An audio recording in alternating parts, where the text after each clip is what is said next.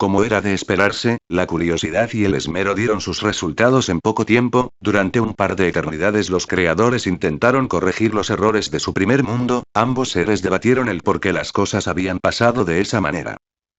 Ellos eran libres en su totalidad, no había nada que los controlara, que delimitara sus acciones, dijo uno de ellos. Salvo en algunas ocasiones las leyes de la naturaleza, es decir, si su curiosidad y su temeridad les inspiraba el deseo de enfrentar a una bestia más grande que ellos o descubrir cuál era la profundidad de tal o cual pozo, lo único que podía pararlos eran las fauces de la fiera o su cráneo hecho trizas por el golpe propinado por la caída.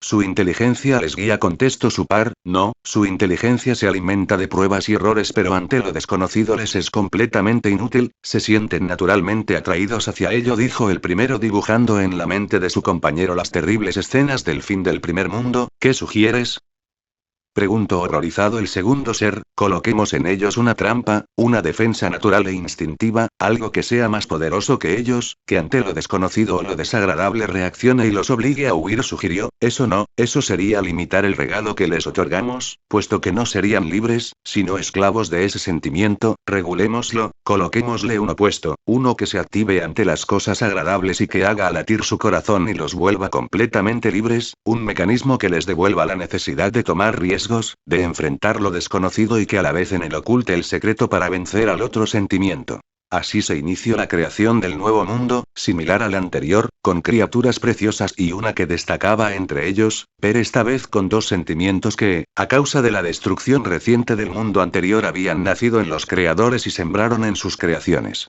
A uno le llamaron miedo y al otro amor. Para prevenir la sobrepoblación se creó un mecanismo nuevo, en el que las vidas tendrían un inicio y un desarrollo que en algún punto, ya fuera por agentes externos, mal cuidado de su cuerpo o el detenimiento total de sus funciones, como los latidos del corazón, se terminaría. A aquel mecanismo preventivo se le llamó muerte. La energía abandonada por los seres muertos regresaría a sus creadores, que a su vez eran quienes proferían la energía para la creación de nuevas vidas.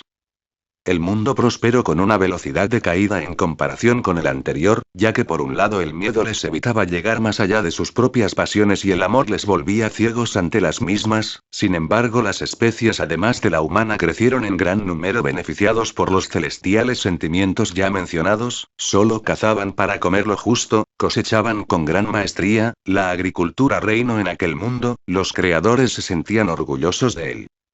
Una tarde, viendo aquel mundo en una pequeña plaza, dentro de un pueblecillo insignificante, los creadores notaron el cadáver de un ser humano en el suelo, herido por un fragmento de plomo que aparentemente había sido lanzado a gran velocidad por una herramienta humana. Estaba muerto, y había sido muerto por la mano de uno de sus congéneres. Los creadores buscaron de inmediato al ser que había cometido aquel acto y al encontrarle sostuvieron con él la siguiente conversación. ¿Quiénes son ustedes?, dijo el desgraciado hombre, confundido puesto que para aquella entrevista había sido raptado. Somos tus creadores, los creadores de todo este mundo en el que tú existes, contestó uno de los poderosos creadores. ¿Por qué me han traído aquí? ¿Qué desean de mí?, dijo el hombre con una voz que denotaba cuán irritado estaba. Queremos respuestas, eso es todo, dijo uno de los creadores. ¿Por qué has arrancado una vida que tú no has dado a uno de tus iguales? ¿Por qué has matado a ese hombre? Por amor, contestó terminantemente.